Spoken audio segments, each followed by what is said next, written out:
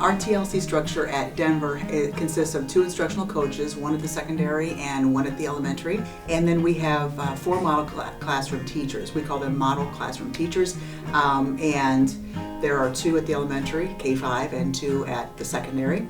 And then we also have a team of professional learning supporters. We've been a PLC school for several years now, and we're a model PLC school, but we wanted to do more with it. We wanted to develop our collaboration and more, and teachers learning from each other more. And we felt that the TLC program could help us do that.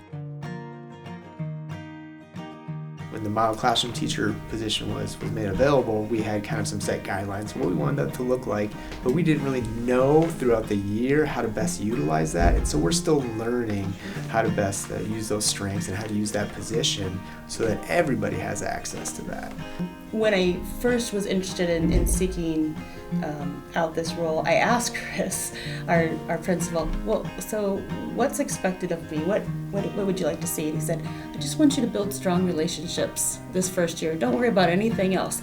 I thought, wow, that really kind of eased my fears. And this past summer, the district supported the model teachers into going to the Area 267 class of Teaching Transparently. The biggest thing I think I got from that class was understanding and being relieved to hear that I don't have to be perfect in this role, that this is an ongoing work, and that having those conversations with my colleagues and continuing to just be open with them about, hey, this is what I'm trying, what do you think about this?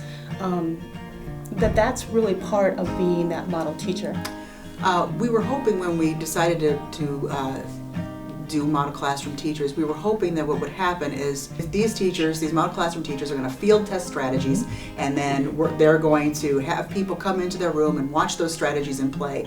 And then we realized that isn't going to exactly work that way, because they are teaching real students and they can't do the same strategy over and over again. What ended up happening is we used the problem of practice, and teachers decided what they wanted to focus on. We try to marry the idea of, hey, this is how I want to improve my own practice, my problem of practice, and our characteristics of effective instruction, and really having the teachers decide how they want to go about improving their practice is a goal. I want to deliver to the teachers the same thing I did with my kids in the classroom, and that's giving them what they need. So if the teacher only needs to see an observation, that's what I'm going to do my best to provide. If the teacher needs more co-planning or me to do some background, like research type of things, that's what I'm going to do. So each coaching cycle looks different. Each coaching cycle has a different target, and it's just all based on what the teacher needs. When we took that session on January 11th from Area 267 about learning labs, we had a great aha conversation about, we should do this in our schools. We should have learning labs set up. I'm getting the feeling from the staff already, and we've only done one.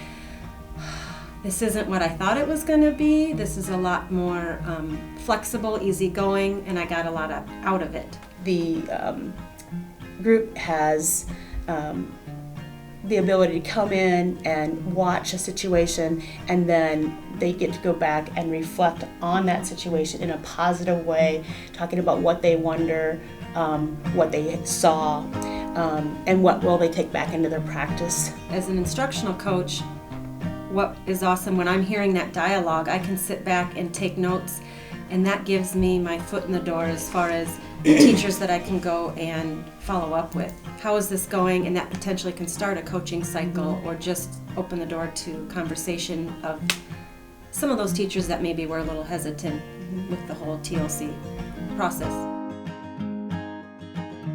We have to have that risk mentality where we either go big or go home, and we have to learn from those risks. And with us, we're very fortunate with the people who had applied and that we hired really have a good foundation understanding what it takes to continually reflect on your practice and to grow from either mistakes or to take those risks and not have to worry about whether it's going to succeed or fail, but to see what's going to be best for our students and what's going to help our district as a whole.